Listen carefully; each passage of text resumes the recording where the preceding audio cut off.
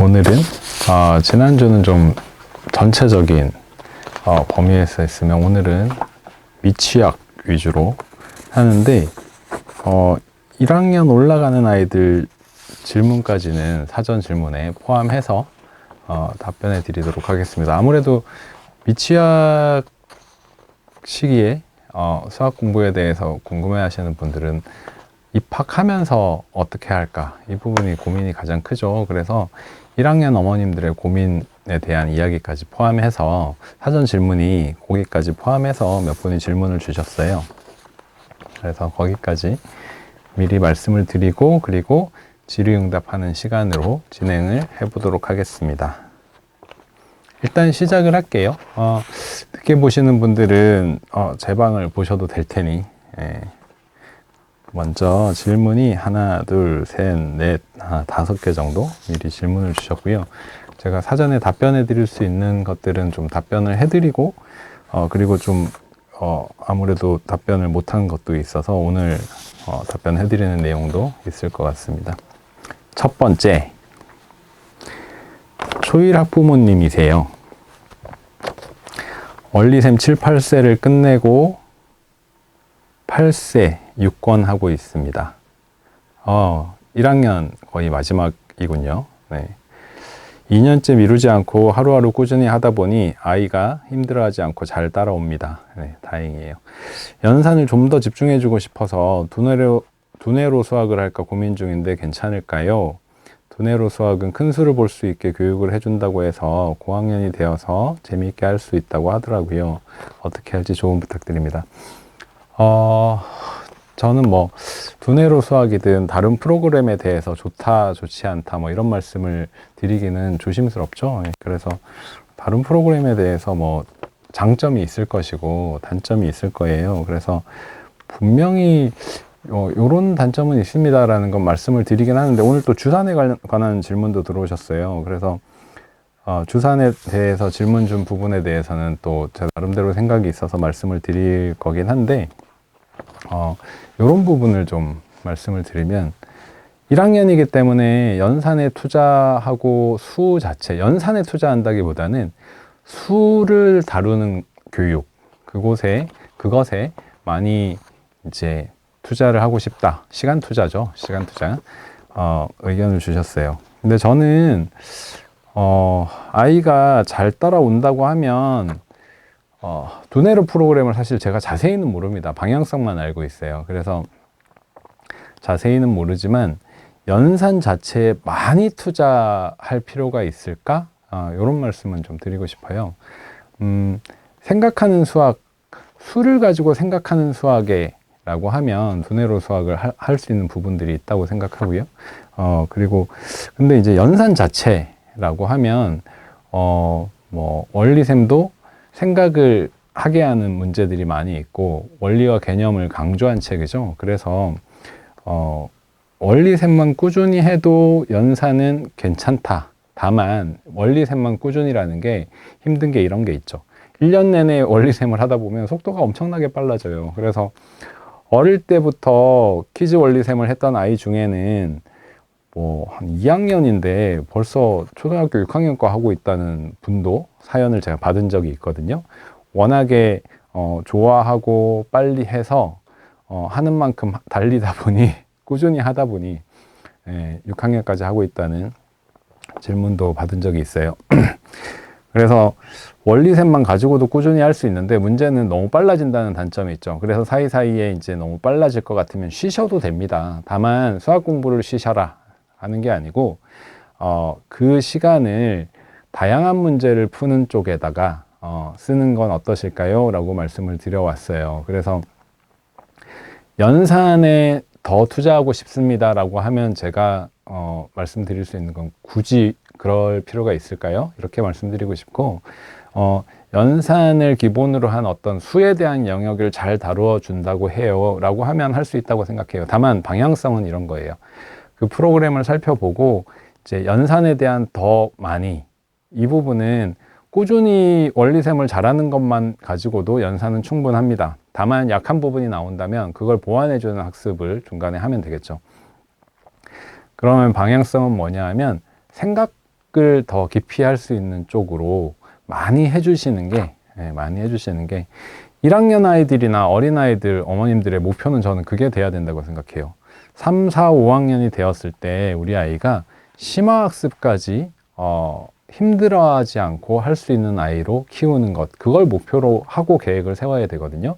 그렇기 때문에 연산을 더 하고 싶어요 보다는 더 깊이 있고 더 다양한 학습 쪽으로 판단을 해보시고 한다 안 한다를 결정하시면 되겠습니다. 두 번째 질문입니다. 미취학 사고력 수학 학원을 결정하려고 해요. 브랜드를 놓고 고민이 가장 크죠. 잘한다는 또는 좋다는 프로그램들이 많이 있으니까. 근데 막상 이제 찾아가다 보면 선생님이 과연 좋을까? 이런 것도 있고, 그 다음에 학원 브랜드나 시스템도 중요하지만 선생님이 더 중요하진 않을까요? 이런 부분에 대한 고민을 좀 해결해 주셨으면 하고 질문을 주셨어요. 그리고 동네에 작은 내실 있는 학원들도 있다고 들었어요. 물론입니다. 공부방 중에도 공부방 선생님 중에도 제가 만나본 공부방 선생님들 중에도 되게 그 고민의 깊이가 크고 수학적으로도 항상 연구하고, 그리고 이제 제가 어떤 식으로 만났냐, 그런 선생님들은 수학교실, 그러니까 제가 이제 교육을 하고 피교육자가 되시는 선생님들로서 이렇게 만나게 된 거거든요. 그런 선생님들 중에도 분명히 아이들을 잘 이끌어 주실 선생님들이 있어요. 그리고 어머님들도 느끼시겠지만 요즘엔 책들이 되게 좋은 책들이 많죠. 좋은 책들이라고 하면 제 기준에는 좀 어려운 내용인데 그 어려운 내용을 그래도 좀 학습하기 좋게, 공부하기 좋게 만들어 놓은 거. 엄마들이 소화하기에는 참 어렵다라고 느낄 수 있지만 학원 선생님들 입장에서는 또는 공부방 선생님들 입장에서는 이런 프로그램은 내가 가르치기 좋겠다, 이런 책들 되게 많이 있거든요.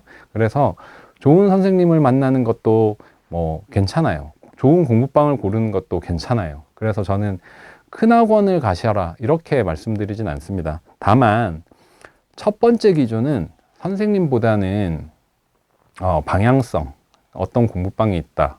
근데 그 공부방 선생님이 되게 잘한대요 라고 하면 상담을 한번 받아보면 되잖아요.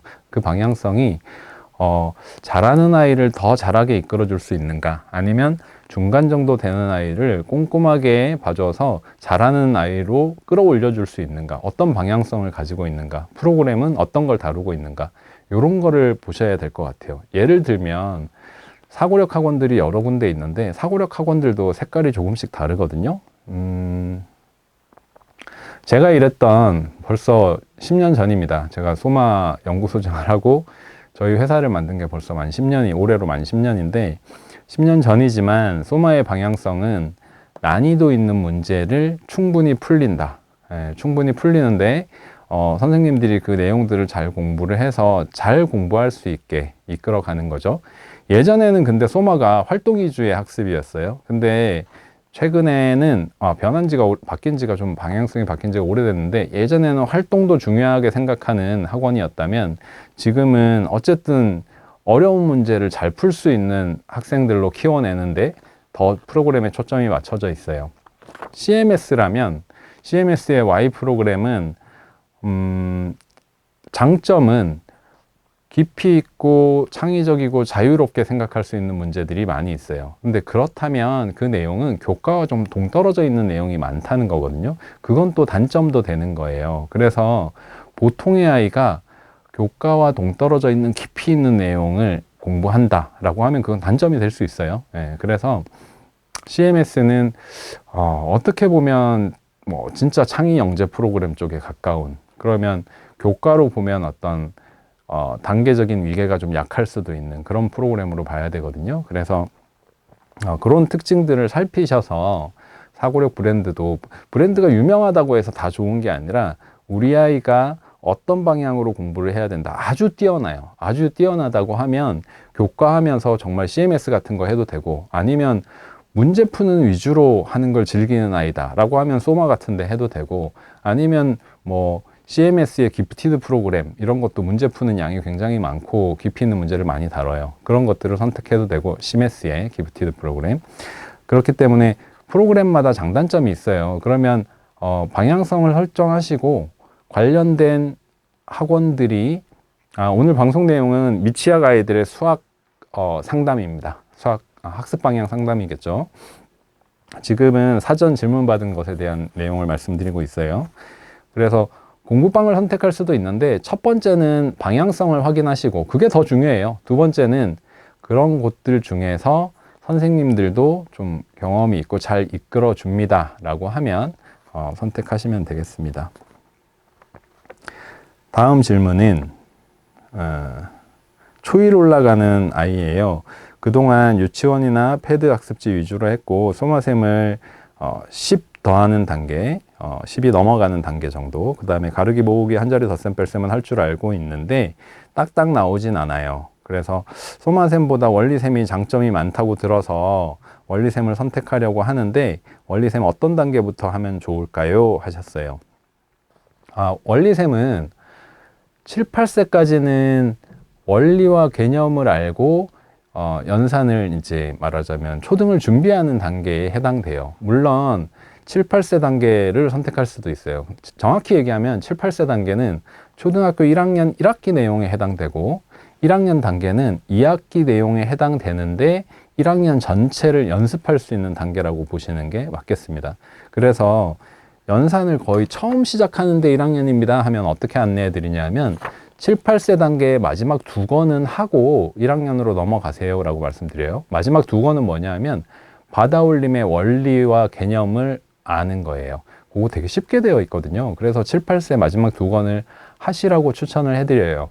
근데 전체적으로 보면 연산을 해왔고 받아올림도 할 줄 알고 연습은 더 필요해 보입니다 하면 원리셈 1학년 단계를 선택하시면 될 것 같아요. 근데 받아올림을 할 줄은 아는데 아직 정확하지는 않은 것 같아 라고 한다면 원리셈의 7, 8세 단계 마지막 2권 받아올림에 대한 그리고 받아내림에 대한 개념을 익히고 갈 수 있는 7, 8세 마지막 2권을 하고 초등학교 1학년, 초등 1학년 단계를 하시면 초등 1학년 단계 전체적으로 한자리 연산에 대해서는 연습이 될 수 있습니다.